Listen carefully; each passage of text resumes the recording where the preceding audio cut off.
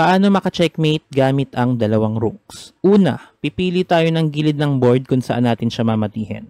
Ikalawa, pipigilan natin pa isa-isa yung mga ranks na pwede niyang puntahan. Ngayon ay nasa 6th rank siya, para madala natin siya sa 8th rank, kailangan makontrol natin ng 5th rank. At pwede tayong mag-rook h5 o rook a5, kahit alin dyan sa dalawa. Sabihin natin tayo ay nag-rook a5. Dahil kontrolado na natin yung 5th rank, siya ay nag-stay na lang sa 6th rank. At kapag kinontrol din natin yung 6th rank, mag-stay na siya sa 7th rank.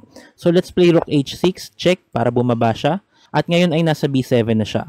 Gusto natin kontrolin yung 7th rank with rook a7, kaya lang kakapturin lang tayo ng kanyang king. So ang gagawin natin sa ganitong sitwasyon, ilalayo ang ating rook. Lipat natin ito sa g5. Para makacheck tayo sa g7 kung saan hindi na to abot ng kanyang king at pwede na rin tayo mag-rook h8, checkmate. Para sa mas kumpletong paliwanag ay i-click ang link sa comment section.